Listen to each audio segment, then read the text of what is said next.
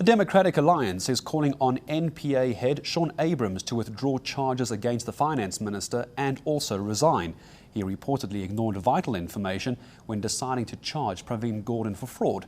Well, we're joined on the line now by DA Member of Parliament. It's Glynnis Breytenbach. Glynnis, good afternoon to you. Thank you for your time. What vital evidence was ignored?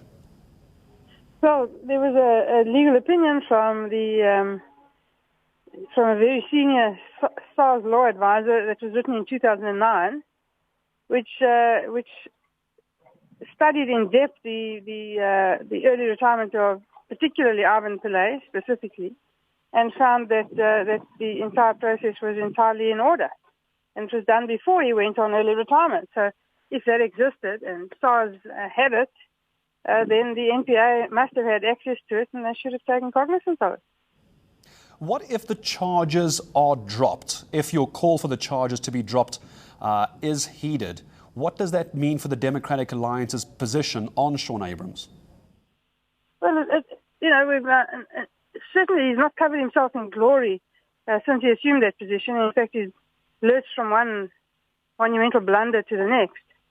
But this has been the most monumental of them all. And if these charges were preferred under these circumstances against somebody like Pravin Gordhan in the current circumstances, not that anybody is above the law, I'm not suggesting that for one moment, but to prefer charges of this nature against a sitting finance minister in such a reckless fashion is beyond shocking, and Abrahams should resign.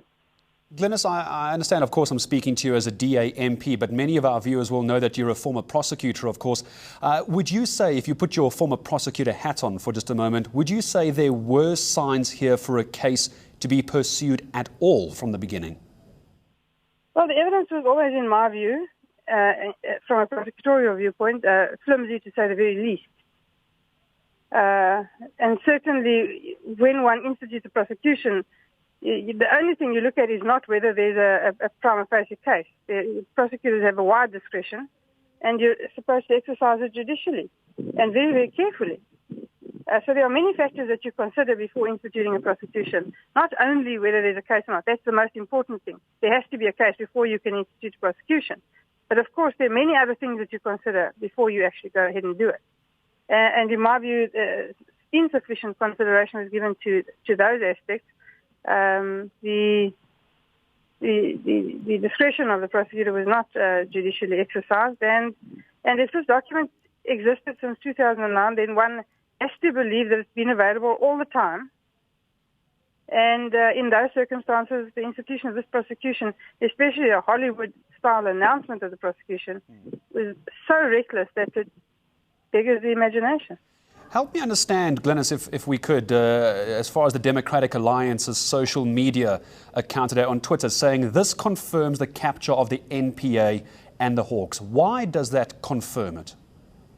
Well, it's been painfully obvious to anybody who cares to pay even the smallest attention to the doings of the NPA and the Hawks that the NPA and the Hawks have been turned into a political hit squad and are used to eliminate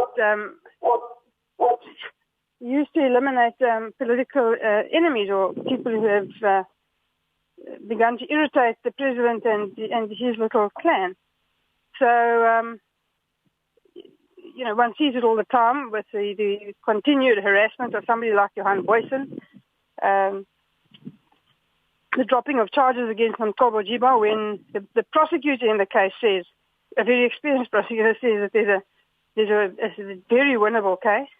The failure to discipline Jiba and Mkhwebi for their many blunders, and blunders is putting it as politely as one is able, then it's very clear that the NPA has been for some time the tool of a political faction.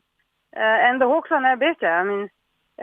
Burning Nklemeza heads up the Hawks. His appointment has been found wanting by the High Court. Nothing is done about it, and they've just demonstrated by running around and assisting to hold a very senior SARS employee hostage in his own boardroom.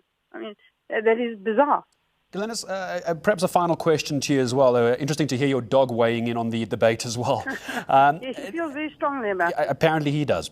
Help me understand. I want to use the word you did. The charges in my previous or 2 questions ago was your thoughts on the charges. You used the word flimsy at best, these charges against Pravin Gordhan. So to your mind and the Democratic Alliance, is the Finance Minister, as you and I talk right now, completely innocent, 100% innocent, or do you suspect there is some leeway here for something to be looked into? Well, the charges that were preferred against him were fraud and theft. Of theft, there can be no question against Gordhan. Secondly, the fraud charges must be prefaced and premised on the Public Finance Management Act, which is something that very seldom gets prosecuted for reasons that I'm not too sure why. And there are many, many other matters that are much more serious in quantum, in magnitude than this one, for PFMA issues that have never been prosecuted and are unlikely to ever be prosecuted. But to suggest that the person at the end of the food chain, the minister, after literally tens of people have approved a memo and have signed it off before him, because he affixes his signature to a memo approving a pension payout of R1 million, which may sound like a lot of money, and in the bigger scheme of things is really not. To try and hold him liable on that basis is so tenuous that honestly it doesn't bear thinking about. Glynnis, thank you very much indeed for taking time to speak to us on a Sunday afternoon. DA, Member of Parliament, Glynnis Breytenbach, joining us on the line from Cape Town. More on that story as it develops, I'm sure, here on eNCA throughout today and, of course, throughout the week.